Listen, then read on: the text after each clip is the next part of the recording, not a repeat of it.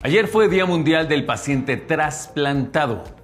Qué maravilla el hecho de saber que un órgano de una persona que ya no lo necesita, entonces puede ser pasado a otra persona. Es una cuestión de magia y es una cuestión sobre todo de siglos de investigación para que lleguemos a este nivel. La cantidad de órganos y componentes del cuerpo que pueden ser trasplantados desde el más pequeño hasta la más grande, que es la piel, pero también el riesgo, el tiempo que dura un órgano trasplantado y también cuestiones curiosas como trasplantar la médula ósea, que no es un objeto per se, es sangre como tal. Vamos a platicar al respecto y tengo un caso que compartirte. Primero saludo a Carla Martínez. Carla, líder del Centro de Apoyo a Pacientes de VideMatch México. Carla, bienvenida. ¿Cómo estás? Hola, muchas gracias y muchas gracias por el espacio para poder hablar sobre esto. Sí, un punto muy importante. Quiero saludar a Alexander, que es un paciente que ha sido trasplantado. Alexander, bienvenido y gracias por tu tiempo. Hola, muchas gracias por la bienvenida. Y también Saúl, que fue el donador para Alexander. Bienvenido, Saúl. Gracias, buen día. Comienzo contigo, Alexander. ¿Qué pasó y cómo te diste cuenta a través de esta situación médica, ¿no?, que necesitabas a la larga un trasplante? Platícame, por favor. Bueno, yo estaba en quimioterapias por leucemia linfoblástica y los doctores se percataron que no estaba respondiendo al tratamiento como era debido. Entonces, al hacerme algunos exámenes genéticos, encontraron que yo tenía una anomalía que se llamaba cromosoma Filadelfia, que me hacía propenso a tener una recaída después de haber terminado mi ciclo de quimioterapias. Entonces, ya no eran viables las quimioterapias y la última opción que tenían como para que yo me pudiera curar y salvar era hacer un trasplante de médula. Ok. ¿Qué edad tenías cuando te dijeron esto? Perdón. Yo tenía 16 años, creo, cuando me informaron primero, y ya cuando fue más o menos el conocimiento más a fondo fue cuando tenía 17 años. Debió haber sido un momento devastador, quiero yo pensar, ese tipo de noticias. ¿Fue así? Pues tuve que afrontar el sentimiento de que pues muy posible por las estadísticas que me daban que pues, no sobreviviera o no llegara al punto del trasplante, ya que las quimios no estaban funcionando. Entonces pues básicamente sí me hice la idea de que si funcionaba el trasplante iba a ser lo mejor, y si no pasaba y si no funcionaba iba a estar bien de la misma forma, porque pues ya, o sea, tanto tiempo con quimios y saber que no iba a funcionar, pues sabía que pues, al menos iba a estar tranquilo si no funcionaba. Iba a tener algo concreto, algo seguro. Carla, ¿cómo llegó Alexander a VideMatch? Por medio de su hospital.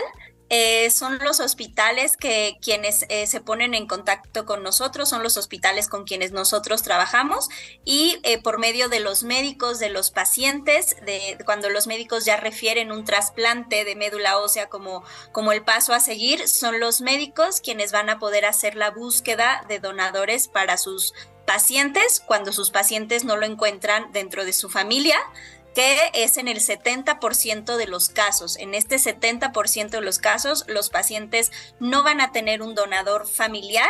Es cuando los médicos lo van a referir a hacer una búsqueda con nosotros en nuestro registro. Ok. Saúl, ¿tú ya estabas registrado como un donador o cómo fue que llegaste a este caso? Sí, yo ahora sí que me registré con uno de los grupos de voluntarios que me topé en la calle. Y meses después, unos 5 o 6 meses después, recibo una llamada de VideMatch diciendo que era compatible con un paciente y se quería continuar con el proceso de donación. Oye, pero desde que te contactaron en la calle a que supieran que eras compatible con Alexander, ¿tuviste que hacer alguna donación anterior? ¿Te hicieron algún tipo de examen sanguíneo para saber qué tipo de sangre, qué tipo de todo el material que tienes genéticamente era compatible? ¿Cómo fue esa parte?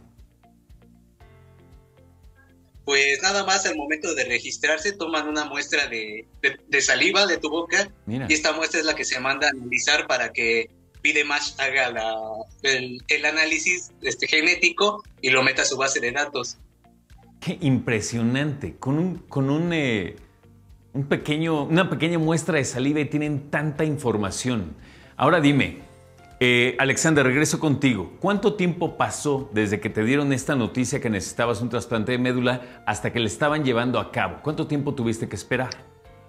Pues de que me informaron del trasplante a que me lo hicieron cerca de un año, ya que hubo ciertos retrasos y tal vez y hay cierto tiempo que tú tienes como para juntar a ciertos recursos para llevar a cabo el trasplante.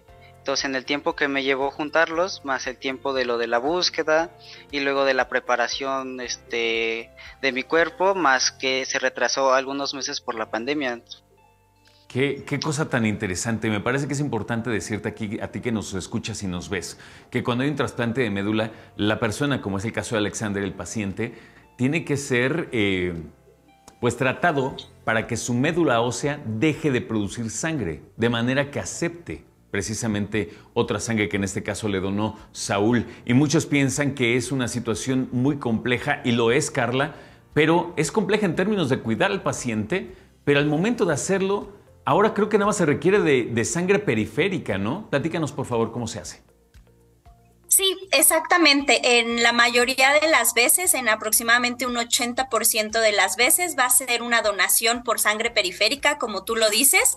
Es decir, el donador va a estar cómodo, sentado en un reposet, probablemente viendo la televisión, comiendo algo, mientras su sangre pasa por una manguera hacia una máquina.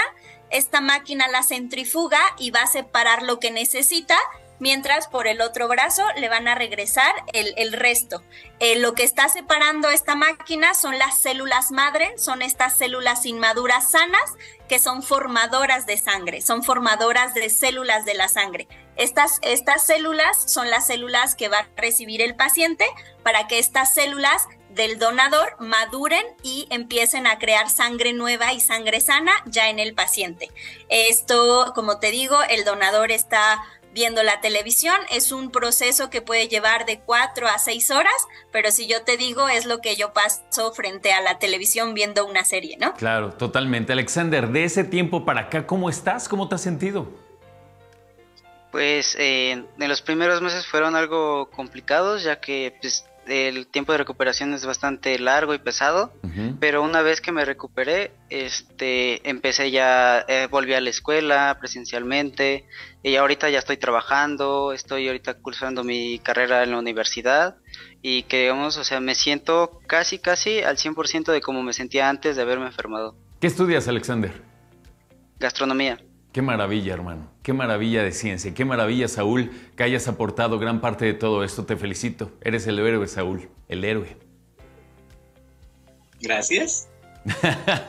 Así, lleno de humildad. Después de haber hecho semejante, me parece una proeza, ¿no? Y no nada más como donar la sangre, sino ser valiente y decir, sí, yo estoy dispuesto a ayudar a quien lo necesite cuando lo necesite. Así que, Carla Martínez, gracias por tu tiempo. Muchas gracias, y solo me gustaría agregar que es una donación que no pone en riesgo a quien dona, que se registren, que nos busquen en nuestras redes sociales para saber dónde pueden hacer el registro, que busquen por ahí Be The Match México y que acudan a algún evento de registro. Como lo dijo Saúl, te toma 10 minutos y puedes salvarle la vida a una persona. Alexander, con tu vida por delante, hermano. Qué bueno, felicidades, gracias por tu tiempo. Muchas gracias, y gracias a ustedes por dejarnos difundir un poquito qué es esto de la donación de médula ósea. Es lo menos que podemos hacer, créeme. Saúl, te mando un abrazo enorme, gracias también. Gracias a ti, hasta luego. Hasta luego. Esto es México Vive. Qué historia, ¿no? Hoy vengo.